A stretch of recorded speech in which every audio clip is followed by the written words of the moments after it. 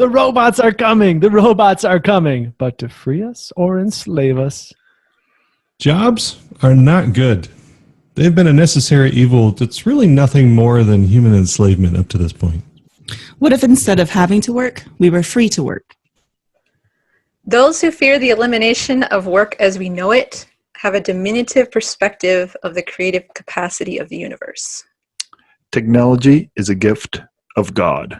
After the gift of life, it is perhaps the greatest of God's gifts. Freeman Dyson.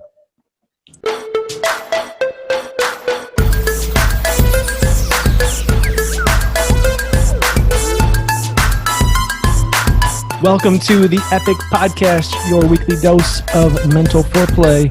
My name is Matt. I'm Austin. I'm Kat. I'm Christina. David. And this week, we're talking about the future of employment in a digital age. And I don't know about you guys, but personally, I've noticed a lot of people talking about what the future could look like in regards to employment. Mostly, it's to talk about how things are not going to go well for the average worker. There's a lot of fear talking about it. There's a few solutions bandied about and a lot of criticisms on that one solution or a few solutions that I've heard. So I'm curious what you guys are hearing when it comes to the future of employment in a digital age. I don't know, for me, one thing that was surprising in researching this week's topic is, I guess there is a whole sub-community of people that see it coming. And obviously they are attempting to find solutions and create discussion about it. But it is pretty astonishing how many people kind of have the head in the sand thing about it, where it's so easy to think that normal is just going to continue. And they watch, they watch so many of the processes in their own companies and their own jobs just, make things more and more efficient, and at the same time it never clicks, like at some point this technology is going to put me out of a job, or has the potential to. And so yes, there's a lot of people talking about it, there's a lot of people, but there's also a surprising amount of people not even thinking about it. I love that we're doing this episode, because I think it's going to be useful for a lot of our audience. I was going to make that exact point, because I'm like, I don't see this being anywhere close to mainstream or anything of the sort. I know probably in the circles that you move in, as far as news-wise or whatever, it would probably be more talked about. But to be honest, until I started researching this stuff, I was like, wow, yeah, we're a lot closer than I thought we were in that sense. Mm-hmm. One of the main things that I heard a number of times was the whole fact that Trump got elected because of the job displacements because of automation. And I'm like, oh my word, wow, that makes sense. The states that he won in, the big states that he won in, I think Ohio, Michigan, Illinois maybe? I don't know. No, he didn't win in Illinois, obviously. But Ohio, Michigan, and Pennsylvania were one of the states that have been affected the most by automation and job loss and stuff like that. So yeah, anyways. And I do feel it may be necessary to throw out a little not like precursor on all of this, and that we're going to probably delve a little bit at least into the politics of this. So not that this is necessarily a political show, however, some of the solutions are politically oriented, and maybe it's an appropriate time to remind people that the mark of an educated man is that they can entertain an idea without accepting it. And so, maybe today you do a whole lot of entertaining before accepting anything. But there's a lot going on with this topic. Yeah, it is a lot bigger than I realized. I agree with David on that. When we started researching, I was like, holy moly. Like, it's been front of mind, I think, for those of us in Epoch, because we are focused on the coming age. But even I hadn't fully turned my attention to it like I did for this episode, and it's not a small deal, and it will shape the political future. It'll shape the financial future, and in so many ways, this technology kind of curve is humanity's never faced it before. Sure. And I think one of the things that's really common to hear about technology and coming along and displacing jobs, people are like, well, we've heard this before, how this time technology is really going to just take all these jobs. Before it was the machines taking jobs, whether it was for farming. I mean, if you just run the numbers by, like in 1900, like 40% of Americans were farmers. Mm-hmm. And now it's like, well, I've got the number somewhere. It's 2%. Yet, even with that drastic change in employment, there's still, the unemployment stats are almost exactly the same. It was about 5% then. It's 4.2-ish now. I mean, depending on what number you're looking at and how that number is calculated. But yeah, so how is this time different? I mean, well, some people would say that it's not necessarily because, I mean, historically, technology has created more jobs than it's taken. I think probably where people are a little bit more concerned right now is because of the fact that it's going to be taking over a lot more jobs than in the past, or like not just one profession, but the top professions, the top 5 professions, which is, let me see, it's truck driver or transportation. Oh shoot, I don't think I have it in my notes. Transportation, retail and sales. Help me out. You guys have all watched that Joe Rogan podcast. Are you talking about the one with Andrew Yang, whose whole presidential platform is running on a solution to this upcoming problem of automation and artificial intelligence? And I say I frame it as a problem, but that might not be doing it justice in that, technology is changing and it's going to give us great benefits. It's just a challenge to accommodate the change that comes along with it. Yeah, you can say it's a challenge, but at the same time, I mean, it is a problem in the sense that you're going to have all these people that are displaced, be it for the better or for the worse, but you're going to have all these people who are going to lose jobs.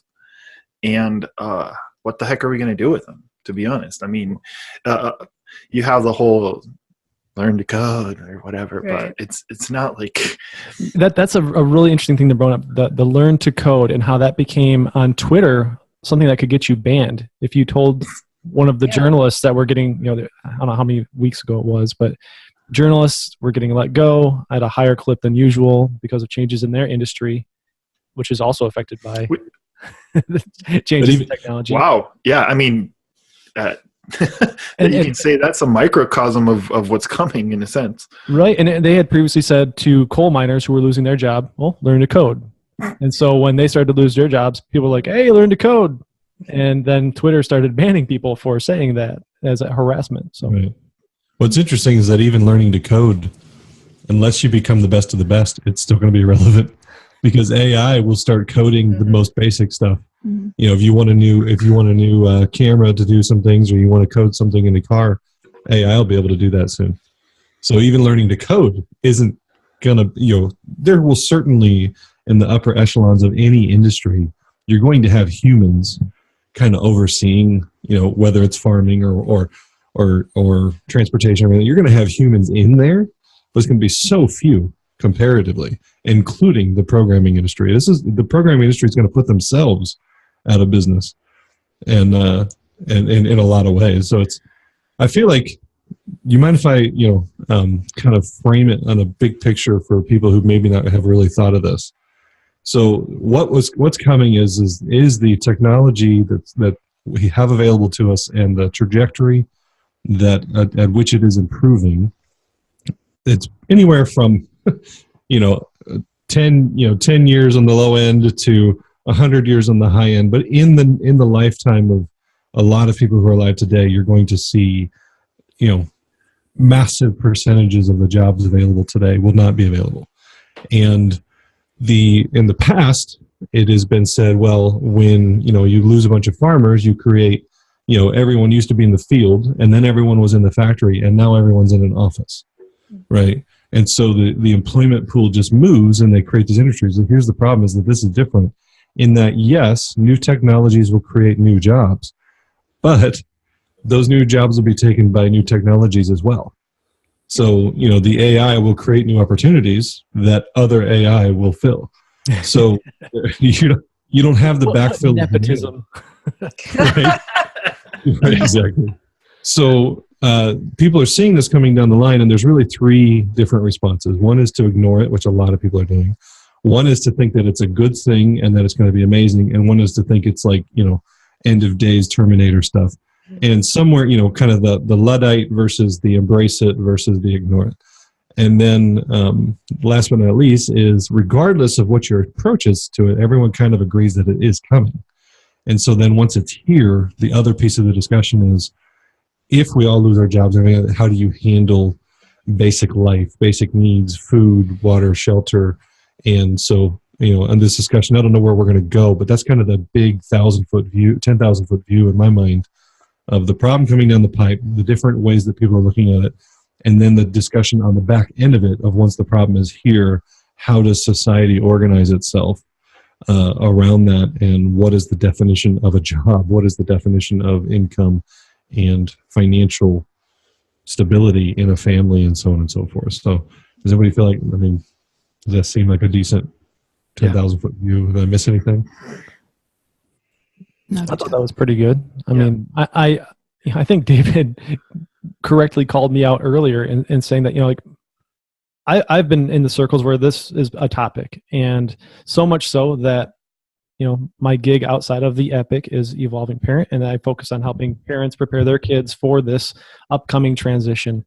And so I just stare at this stuff all the time. And like you guys have said, a lot of people are not. I think, one of the interesting conversations I witnessed taking place today was under the presidential candidate I mentioned earlier, Andrew Yang. He had a post where he was basically a snapshot of why he thought universal basic income was a good thing and a minimum wage increase is a bad thing. And the conversation that took place underneath was pretty clueless. His reasoning why a minimum wage increase is a bad thing is because it encourages automation of entry-level positions, places where people can get job experience. You see that with maybe when you go to a McDonald's and there's a kiosk to order, a touchpad kiosk, instead of another person to take your order. Look at Walmart. You have the self-checkout lines. The Walmart right down the street here, it used to have, 6 or 7 different of those little line where the clerk would sit there and scan your crap. Now they have one bay with 9 self-checkout things and 2 little bays for the clerks, and one person overseeing the 9 self-checkouts. Mm-hmm. Sorry. How frustrating is it to go into a store and see about, a Walmart, for example, and see 20 checkout lanes empty, nobody at them, and then there's just this clog of self-checkouts. We could use this space a little better, I think. Always get behind the person that doesn't know how to work it. It's interesting that even in this discussion, the idea of on demand, I want it when I want it, how I want it. Even if I don't know about you, if there's somebody, a clerk in one checkout station, and then there's an automated one in another, unless I have certain items that are annoying or need to be unlocked, I'm always going to choose the self-serve. And it's something about our culture that is, we're getting that way with our movies and our TV and our music and our even our shopping online now. It's everything is, I want it when I want it, how I want it, and I want it, I want to be in control. And so automation actually feeds that, as opposed to, it's just, it's actually feeding itself as being the choice that humans typically make. When we go get a service, we would actually have more direct control with a computer than somebody else, that we have to have this kind of trust mechanism in place that they're not going to steal our credit card numbers, or they're not going to overcharge us for a meal and all this other stuff. And automation gets to cut out a lot of that trust factor. And And if it does mess up, it's usually, we kind of have learned that it's probably on me because the computer's not going to do that. Typically, it's probably an entry user error, and so it's an entire interaction with the world that we prefer working with computers more and more. Are you saying, sorry. That's okay. Are you saying that the machines are sneakily training us to need them, want them? I think I am. I think you are. I don't know. Let me check my computer. So, Austin, you alluded to people that were maybe good with this kind of technology, whereas some people struggle with it. I don't know. Does anybody have any insight into demographics that are maybe already like set to kind of take the next step, transition into this?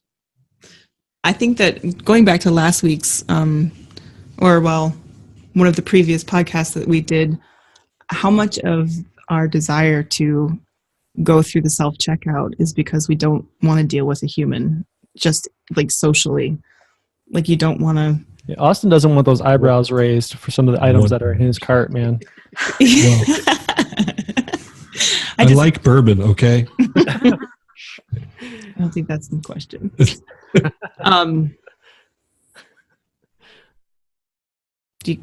You gave me a segue and I'm out.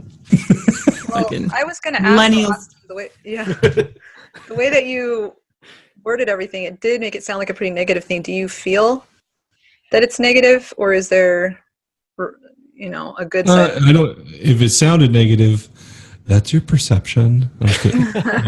I think it's fact. I don't know if it's positive or negative. You guys know me well enough to know I'm kind of one of those like, look, the future's coming. You might as well embrace it. Grab the 1,000-mile-an-hour car by the wheel, stick in the clutch.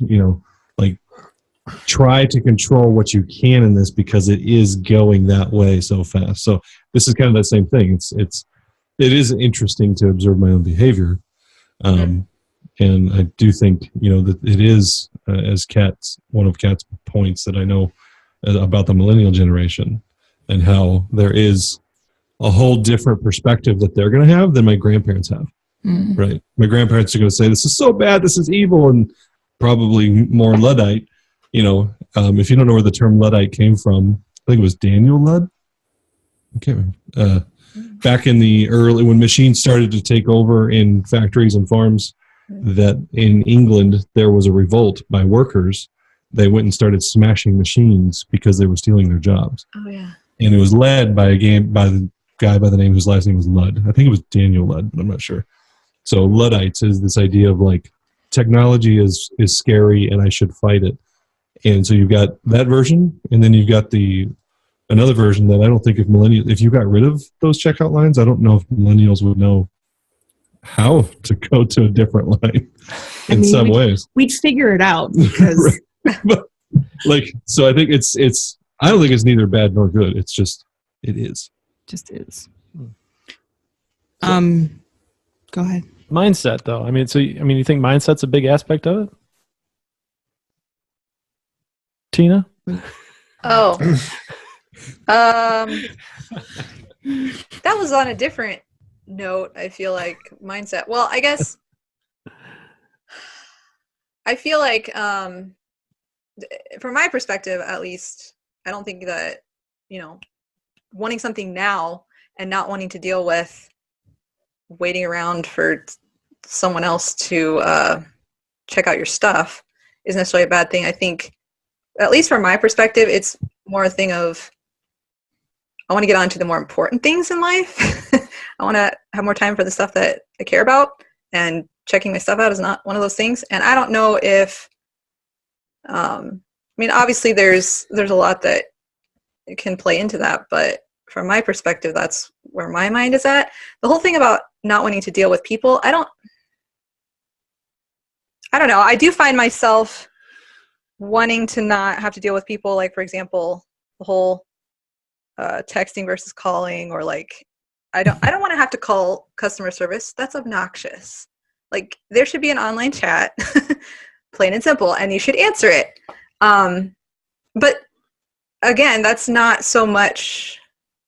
It just feels more efficient, and it feels like Let's not waste time doing stuff that's not meaningful.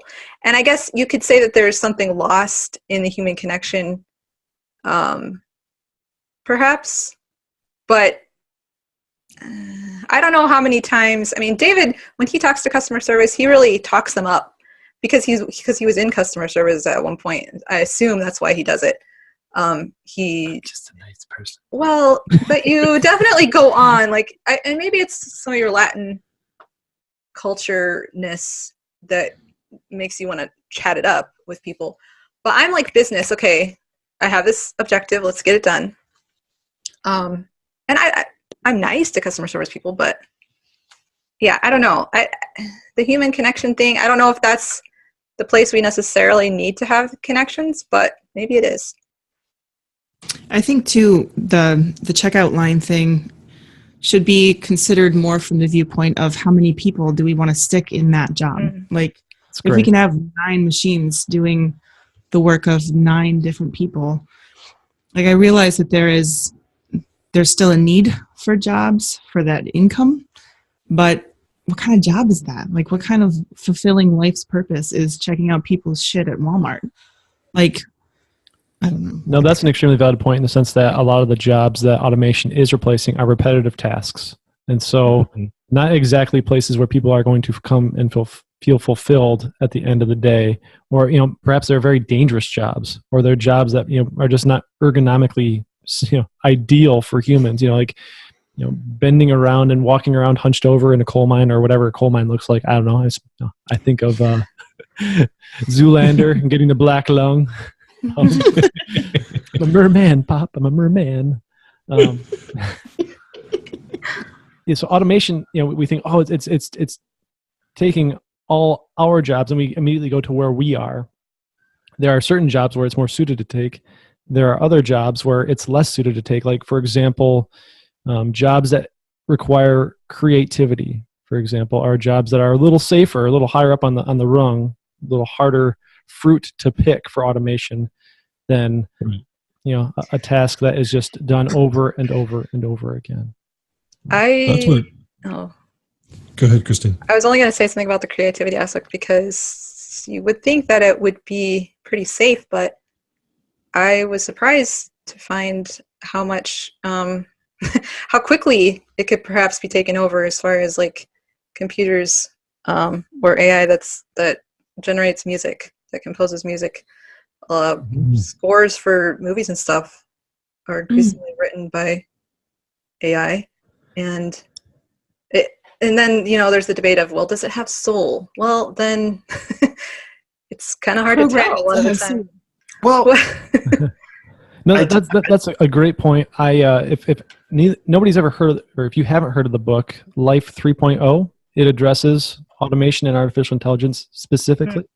And the whole kind of stage that they set is based on a company that creates an algorithm that's able to, this self-learning artificial intelligence that creates other artificial intelligences that eventually they make a front as a boy band, a movie production studio that they use primarily for like animation stuff, but they're able to automate a strange variety of things. And this is a guy who's like really in the thick of automation, the guy who wrote the book. And I think your question as to, this music, does it have soul? One, it reminds me of the fact that I found a band today called Matt Rainey and the Dip and Sauce, which I'm really looking forward to see now. The Dip and Sauce. You found this or you made it today? No, I found it. My kids Googled me, and then this came up. Your kids Googled you. Right? Yeah. You're sitting at home Googling new tech, yeah. Yeah, they're on the West Coast, so I'm looking forward to. Wow. I messaged them to see if they ever come up this far north where I'm at, but that is an interesting idea though. Like, does that creativity have a soul that humanity will connect to, or is it just going to try to bulldoze through using big data as its motor and just create things that humans are supposed to like? It's kind of weird because I was watching I watched a TED Talk by this guy. His name is Kai-Fu Lee, and I think he's like a head of automation for or some sort of AI guy for Apple. And what he said is he was very adamant about the fact that that AI can optimize, but it can't create. He seemed to think that creative jobs were pretty safe in regards to that. He had a very interesting grid of I guess work access grid. I guess that's probably gonna go in the post. But anyways, he seems to think that with the advent of AI and the automation of a lot of these jobs, that they're gonna be jobs that are gonna be opening up that have more of a bent on caring for other people, more human interaction type of jobs. Trying to open this up to see, like, basically relationship. Yeah, relational jobs. Compassion Exactly. based. Compassion, relational jobs, etc. But yeah, anyways. Well, the whole concept. Yeah, go ahead, Alison.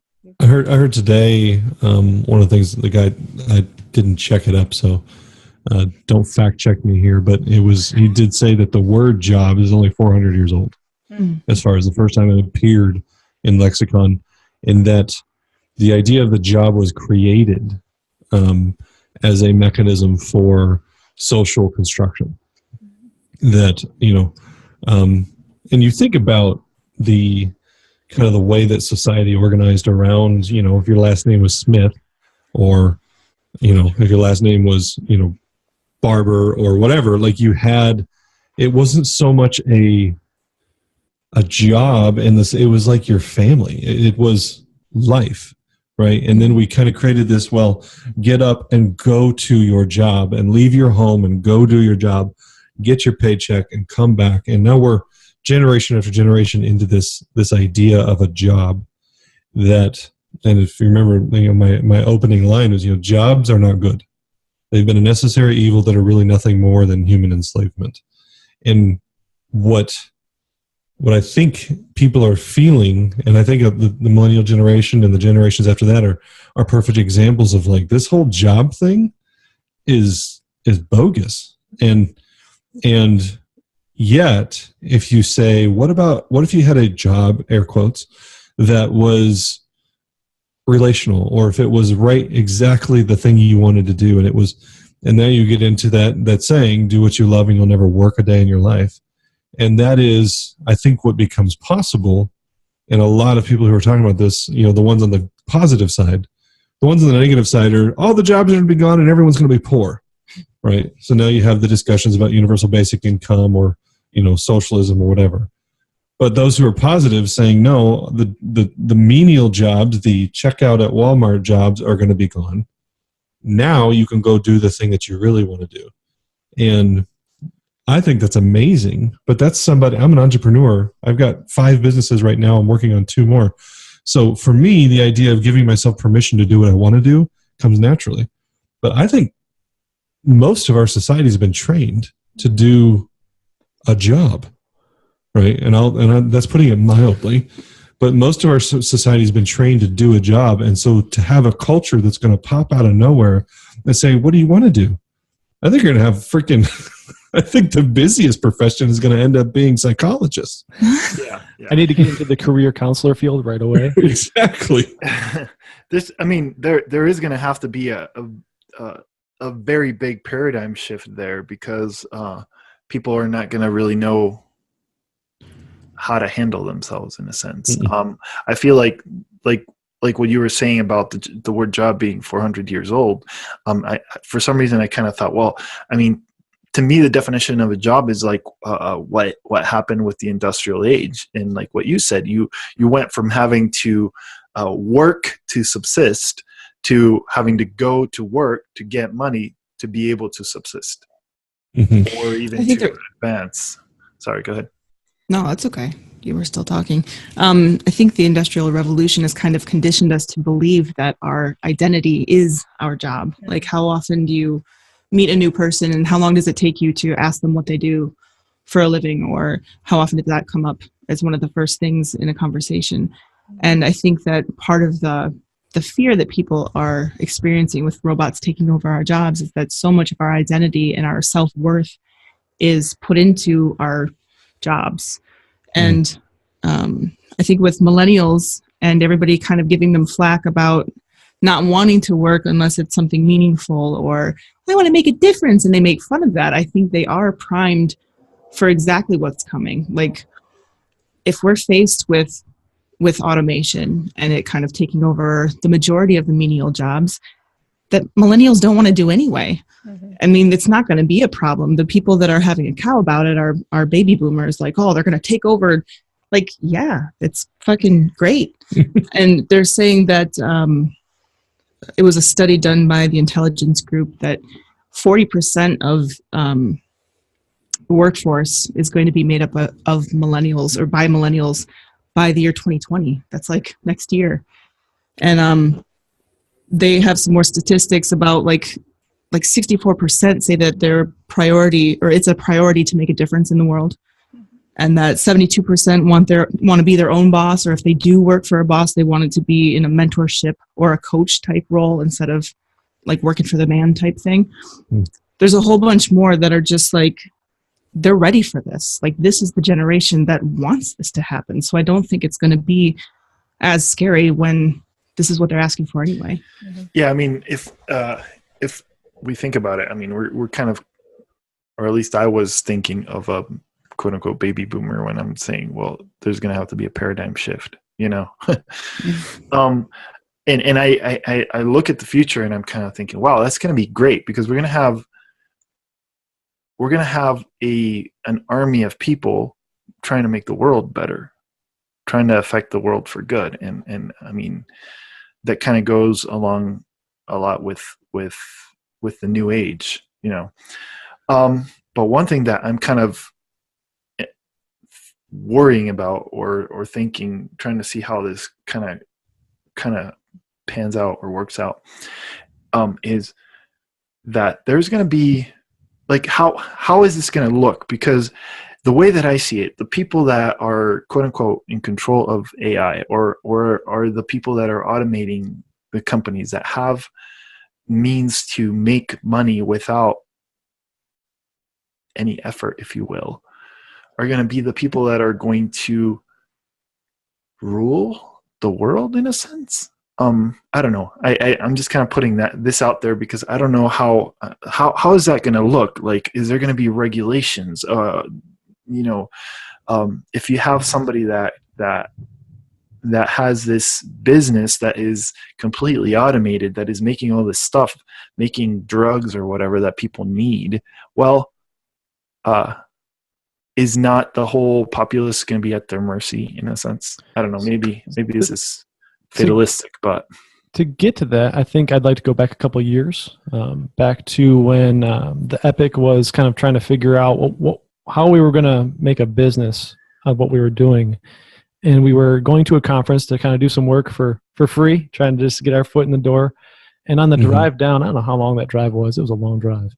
But it's like 7 hours. We were having this conversation back then about, like, I just asked the question about universal basic income. And I think I may have taken for granted that people know what that is. If you don't know what universal basic income is, most ideas around it have to do with a sum of money being given to every person. So imagine like $1,000 a month, and it's not for, a certain income level. It's everybody. It's universal.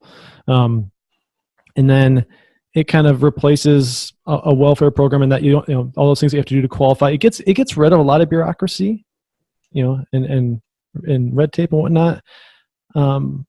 Yeah, people are like, well, how do you fund that? All the are people just going to do nothing? Well, I mean, if you imagine you gave somebody $1,000 a month, it allows, it frees them up to do a lot of other things.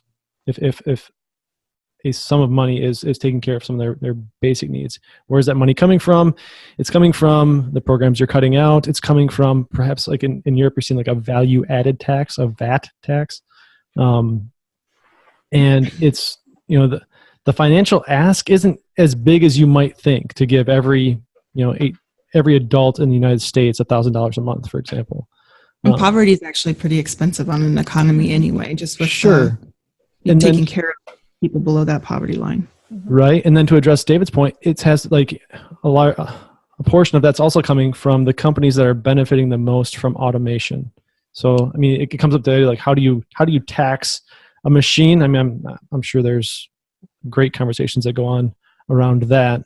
But, for example, if there's a self-driving truck, which, the trucking industry is already shorthanded as it is. They've been looking into automation as a way to just get the job done for a long time now. And now that people see that driving, being a driver long-term doesn't have a great future potentially as automation comes in, there's even less people going that direction because they think they might just get automated out. But I could easily see like, well, that's a self-driving truck. There's a simple tax that goes there. I don't know. But David, you ask a really good question. Like these people that are creating all the things that we will need are going to be, it seems like it's a consolidation of power into certain automation tracks. Yeah. We're already seeing the fallout of this technological turn or shift in society to where, I mean, the income gap already between those who own the technology and those who don't is so incredibly vast. And that is one of the big concerns in this discussion is, look, if this just keeps going, does it get worse? Right?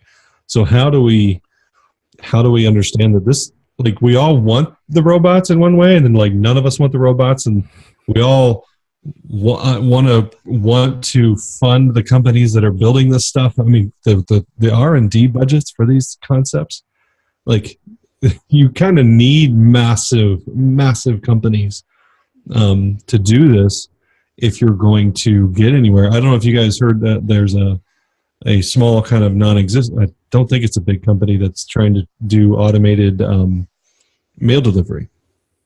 And they're building a car, and they're doing some test markets. And they just got, so it's a small company, they just got a venture capital investment of almost $1 billion, right? Now your big boys don't need that kind of investment per se because they have their own.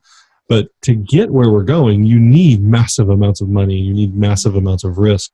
So in one way, we all appreciate the fact that, there's only so many phone carriers out there that are worth their salt. There's only, we appreciate that there's only so many manufacturers for different electronic products, because can you imagine if there was 200 different types of phone operating system? Can you imagine if the apps that you enjoy, they had to build it 200 different times for these different operating? No, we're kind of glad that you have Android and iOS. And then if you're kind of crazy, you've got like Windows, right? So like we're glad that there is this centralization of power, if we're honest. Dude, I wanted a Windows phone so bad at one point, so I don't know where you're going with that. But at the same time, we're resentful because we see the income gap, we see the wage gap, and we see the power gap.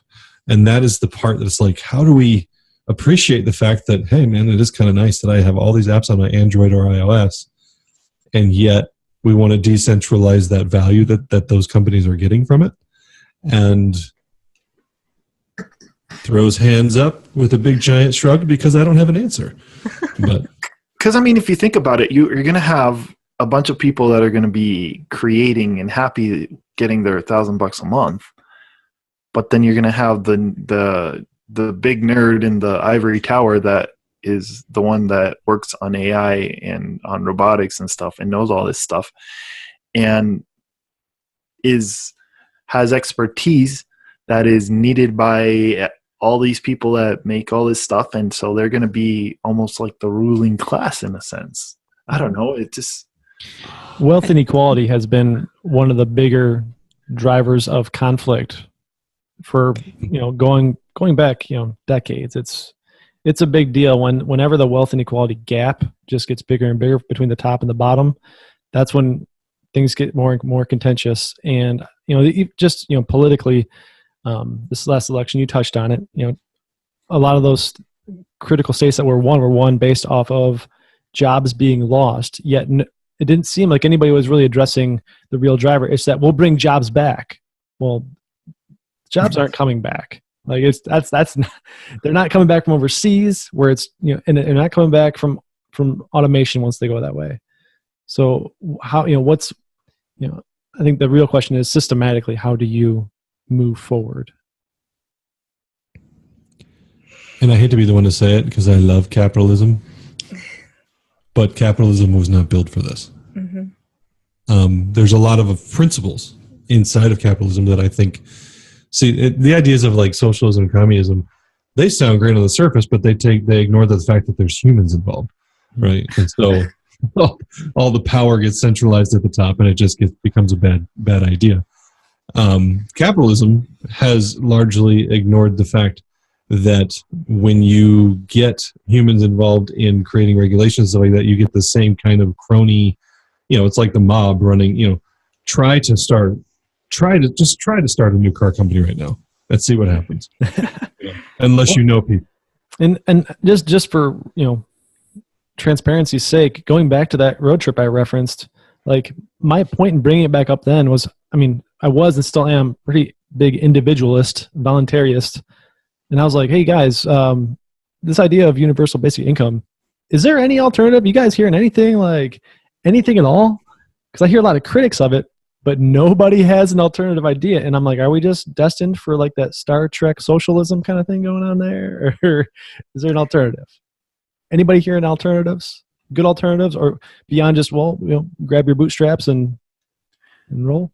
I'm not hearing alternatives, but I strongly feel that this coming age is about collaboration, plain and simple. And it's going to be perhaps just a new way of thinking. We have to change the way that we think about competition and the whole concept of survival of the fittest. Like, which of those guys that we listen to is the one that talks about, I think it's Greg Braden, that talks about the best, nature is not, nature thrives on collaboration, not the whole concept of the survival of the fittest. And I think that we have to all move into that model to move forward in a meaningful way, in a healthy way. And so there's definitely going to be a lot of, that involves a lot of shifts in the way that we do things. And maybe you could say that would be a way of counterbalancing the extreme power that one side or one group of people would have versus the other. You have the one group of people that has that power, but then you have the collective, in a sense, not to sound like a Borg, but when I had my verbalized emoji about throwing my hands up and shrugging, I was doing it facetiously because I know that we are, let me just say it this way, that if you can use the principles of capitalism and yet the principles of social responsibility, I think there is a way to incentivize those who hold the power to decentralize the use of that power. And all you need is a catalyst that essentially capitalism is about competition, right? Mm-hmm. So, and if you can come out and you can create something that through capitalism answers the cry of the public of more socialistic kind of equality, you can now use which company you think. If you have a company A and company B is the old model. Company A has decided we're going to use through capitalism. We're going to actually decentralize the benefit of our company. Which one do you think the public's going to choose? Mm-hmm. They're going to choose the one that is being responsible and socially responsible, and not making the guy on top $150 billion, right? But that $150 billion would actually find its way into other uses. And now, yet, not being socialist, right? So I think there are some solutions how you can use the principles of both, but it's going to require a catalyst inside of the economy. I know we've got some ideas. And there's people on this call that have some ideas. And if those people listening to this podcast kind of unpack that a bit with your own creative capacity, I don't think there can be too many people trying to solve this problem. So take that. Take the idea, can you use capitalism to incentivize the existing power structures to be more responsible? And that is, to me, how you marry both. But time will tell. Yeah, I think that's a really great point. I just want to kind of marry it up with what Tina was saying, and that using my background is I have an environmental degree, and you spend a lot of time looking at different niches, and so you need to be your eyes on the swivel, looking for that niche that you can provide value in. Where can you provide value? I mean, I think it's as far as looking for that job that's going to get you through. That's a very short-term look. Have a longer-term look for where in your community can you provide value that's not easily replicatable. Because if it's replicatable, eventually somebody's going to come along and replicate it probably better. So, go ahead. No, yeah, I think that's a good point, because the whole concept of a job, sure, people get they get some fulfillment out of it, ideally, but a lot of jobs, in the past has just been do what you got to do to make it to the weekend and just put a roof over your head or whatever.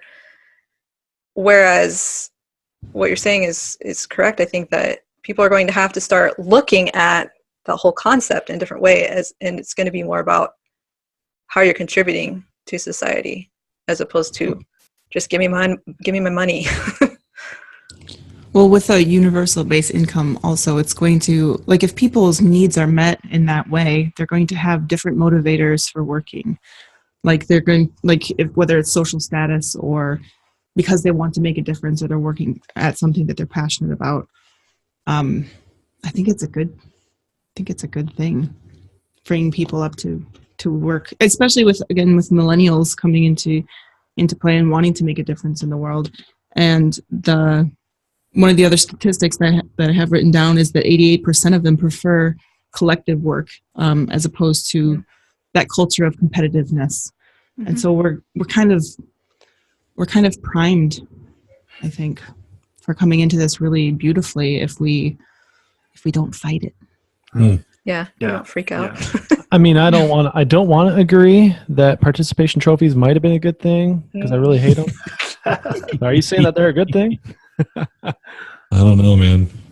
I tell you what, I mean, questioning capitalism, questioning those concepts, like, I never thought I would be one of those people. Me neither.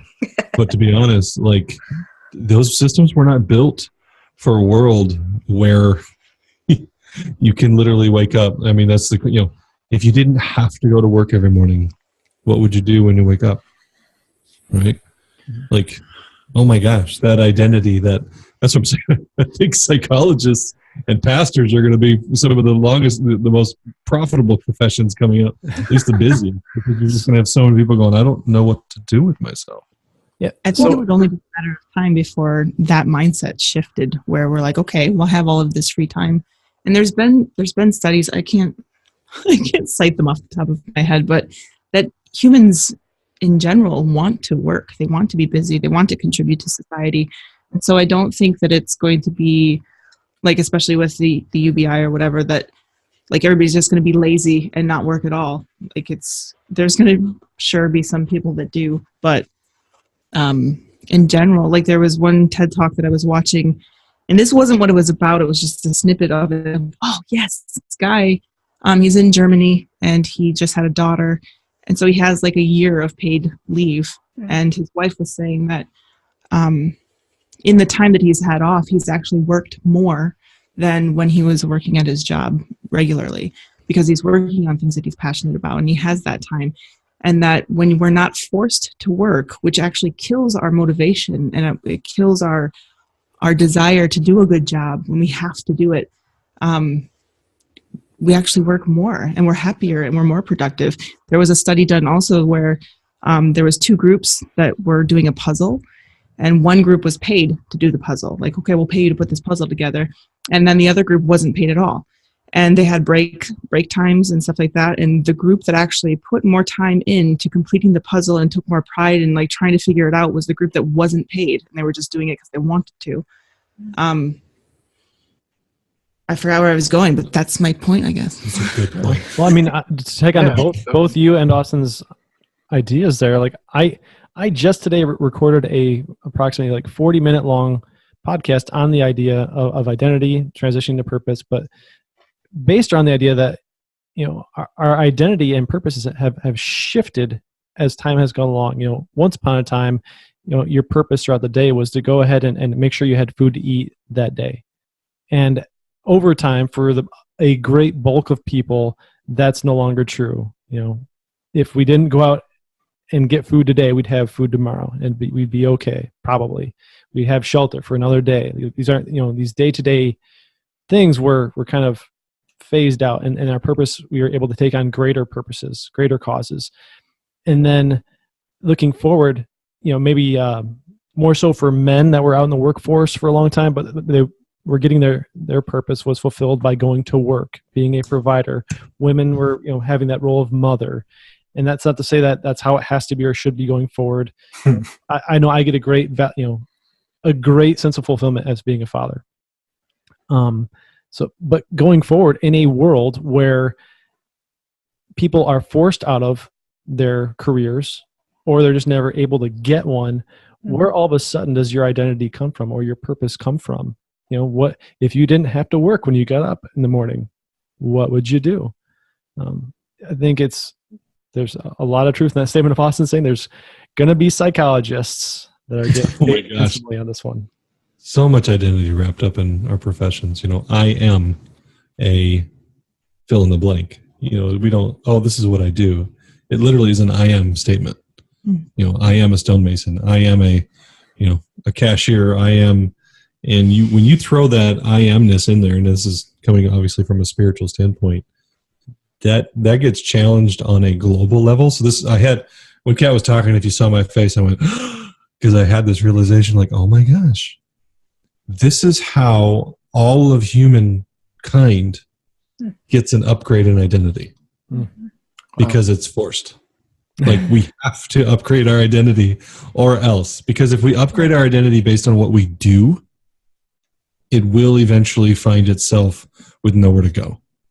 But if we can upgrade our identity based on who I am and why I was created, and in the sense of true meaning and fulfillment, I think, so I've been wondering, sorry, I'm having just these epiphanies as I'm talking. So I've been wondering how on earth, when you have this world and how on earth does society get to where peace and joy and acceptance are like the norm? Well, it starts on the inside, and it starts with the individual.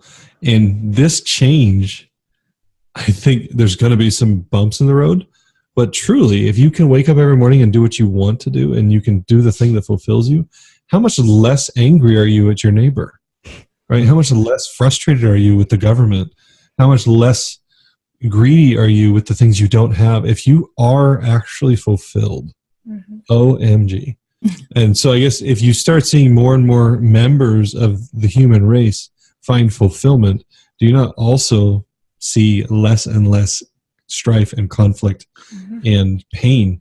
So I've been wondering in the coming age, spiritually speaking, how the technical mechanisms that would actually get humanity to click over to the next evolution. And I think this is it. I don't know. I got to meditate on it some more, but you got to give me a minute. I'm just blown away. To your point, I don't know, in that podcast that Andrew Yang, the Joe Rogan Andrew Yang, he said something about when you're under stress because of money, or how is it that your IQ actually goes down 13 points or something like that. Something like that. I mean, that's significant, right? And so, I mean, if you think about it, you have people that aren't having to be stressed about money or whatever, and on top of that are fulfilled by what they're doing. Well, dang it, you know. No, it's a huge transition getting there, but man, once you get there, it does sound like it could be awfully nice. I think about every transition in the past and how it's been bumpy, and then eventually the new structure gets in place and things are, roll smooth for thousands of years, maybe, or relatively smooth. And then maybe, after this transition comes along, one of the first questions you ask somebody when you meet them isn't, what do you do? But it's a new question. Mm-hmm. That why are you here? Why are you? Hey, I'm Matt. Why are you? I want to touch back on what Matt was saying earlier about being a parent and stuff like that. And we actually do have a grid for non-paid labor, like working and doing stuff that we love or stuff that's required to add value to other people's lives and not getting paid for it. Stay-at-home parents, or even just your housework and that type of stuff is still labor that we're doing and not getting compensated for. So it's not completely outside the realm of, I think that was one of the I think that was one of the things that I think it was Andrew Yang that talked about it. Potentially, it might have been one of the other many people I listened to, but the concept of potentially starting to value some of those things higher, like the caregiving and the stay-at-home parent and stuff like that, as a way of, like, if you're going to have any sort of requirements potentially for that universal income, there are various ways to do that, and one of them is to start and correct me if I'm wrong, Matt, because you listened to it too, but I think that's one of the things that's going to be really cool to see is the potential raising of value of those. Because there's going to have to be a massive shift in education. And teachers are going to be very important in a society like that. How online courses? Yeah, like how think about it. Like how are you going to teach somebody to instead of, well, you need to learn this and this and this so that you can get a good job, so that you don't No, and you mentioned Jen, and I really wish that she was here right now, with her role in education that she plays and her research into this topic. One of the questions that she came to me is like, are we doing the right things for our kids, like by having them in public school? A public school that's designed for producing employees in factories. Obviously schools vary from district to district and how well they're performing, but it's, education is going to be playing a huge role, and whether that education is looks like or resembles what it does now, or if it's more decentralized. To be a bit blunt about it, you don't hear about too many homeschool shootings.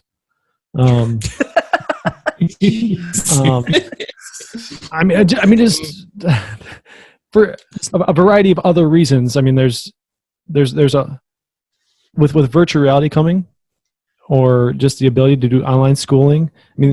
One of the reasons that we love having our kids in school right now is that is the social aspect of it. Their ability to develop relationships with other kids their age and just work out problems and figure out that human dynamic.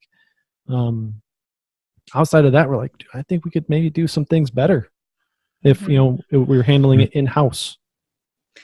As people who homeschool their kids, that's always one of the big things is how do they be socialized and everything. And generally speaking, homeschoolers, not the okay, I'm not going to say what I was going to say because it would be mean to some homeschoolers, but certain kinds of homeschoolers, yes, are not socialized, but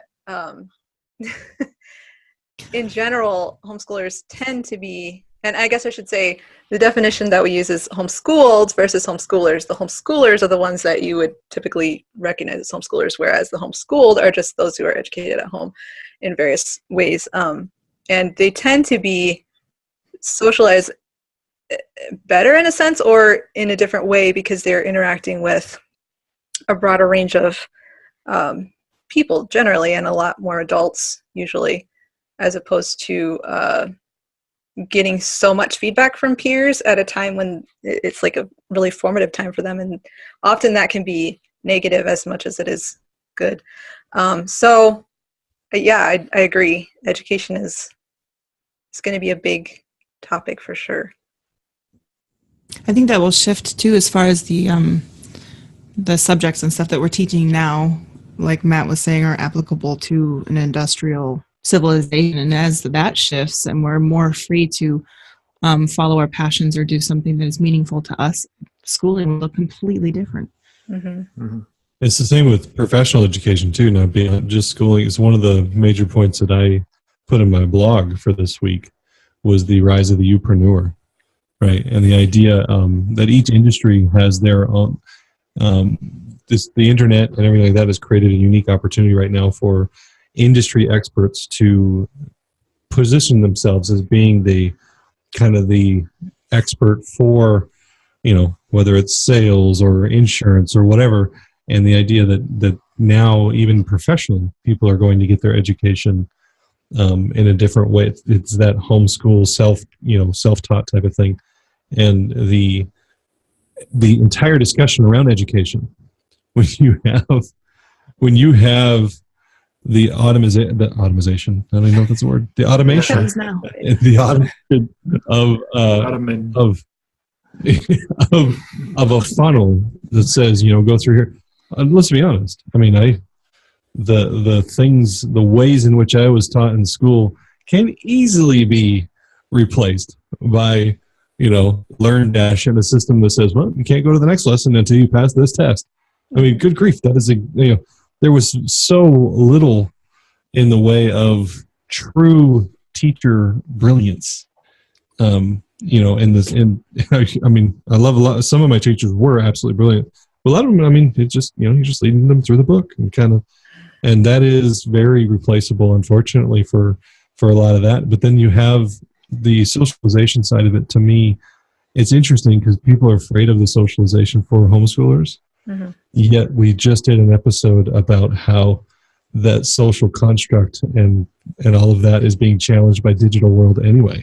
Mm-hmm. So how much more social are kids who go to homeschool and are then the ones who don't, when most of their interaction is online and most of the interaction is digital anyways? Is that even a relevant discussion after a while? Hopefully, like, the interaction online is better than I get when I'm like playing Xbox and some 8-year-old's telling me that I suck. Hopefully that socialization's better.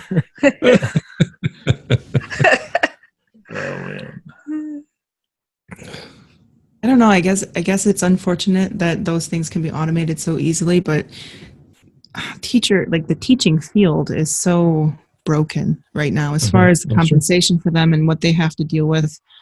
I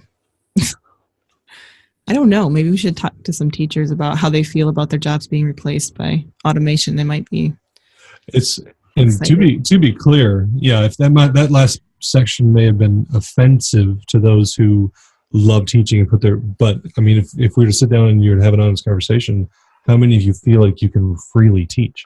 I didn't mean to call it. Yeah. It's certainly not the teacher's fault. I'm not saying the teachers don't know how to teach. Mm-hmm. I'm saying the system doesn't let them teach. Right. There's very few brilliant teachers who can shine in that system. That's what I'm saying. I wasn't calling you out on replacing teachers or anything like that. It's just, it is such a stressful industry for them, and their hands are so tied, and they're overworked and underpaid and stuff like that.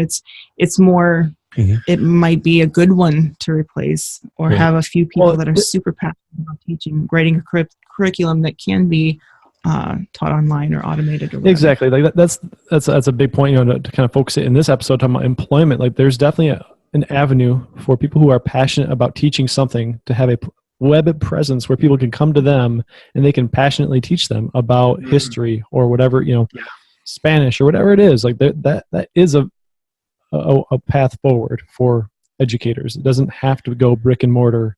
It can, just like everything else, it can go digital. I think that's one thing that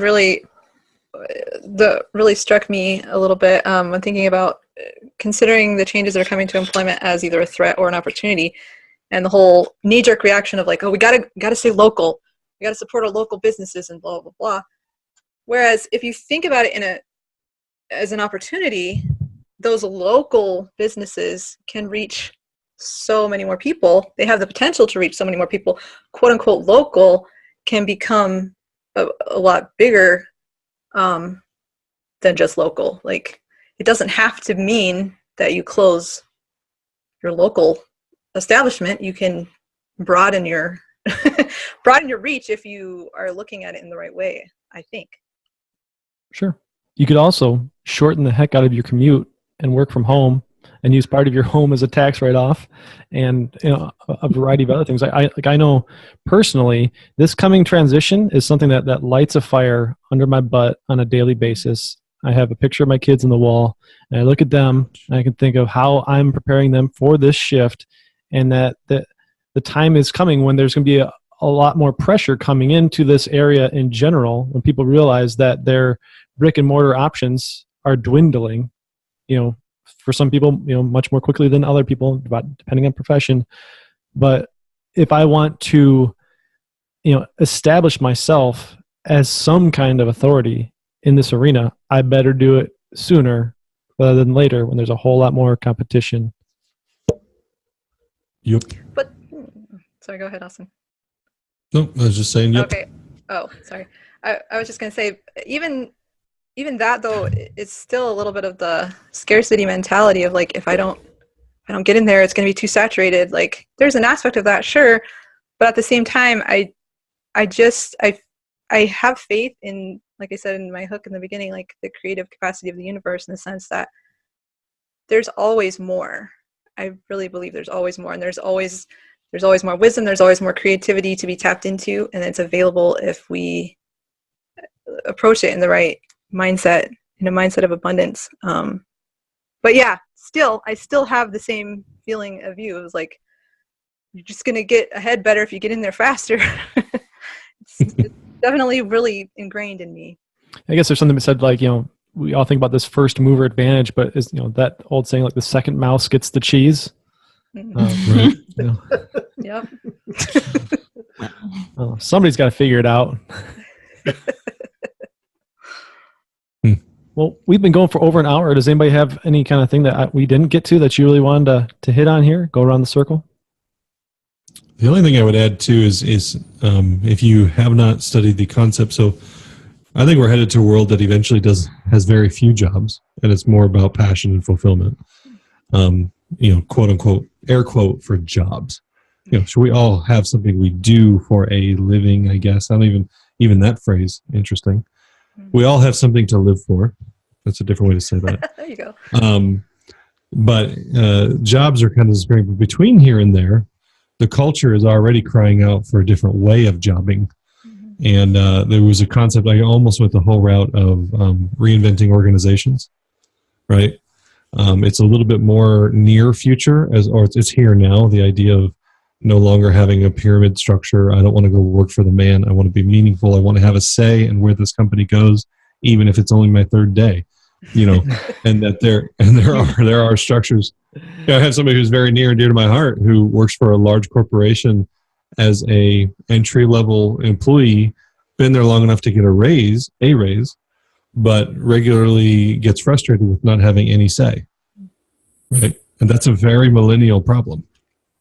And it's a very real problem, but it's one of those things like, so okay, that's what the workforce is crying out for. So there's a reinventing organizations concept that's actually the name of a book I absolutely love. So that would be it's a totally different take on this topic. It's a little bit more near future as opposed to far future, but it's still something for those of you listening to this podcast who are interested in. Well, that all sounds well and good, guys. What do I do now?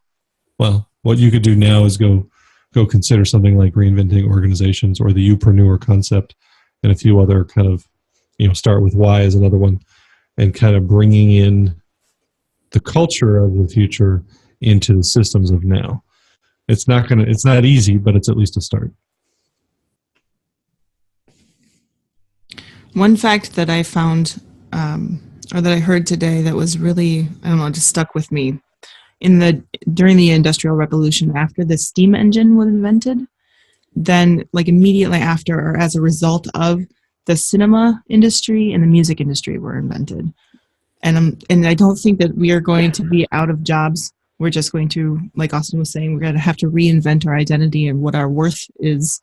And it's going to free us up to do, anything. That's all. I had a quote from one of from the TED Talk that David referred to earlier of the Kai Fu Lee guy, and he said that the work ethic in the industrial age has brainwashed us into thinking that work is the reason we exist.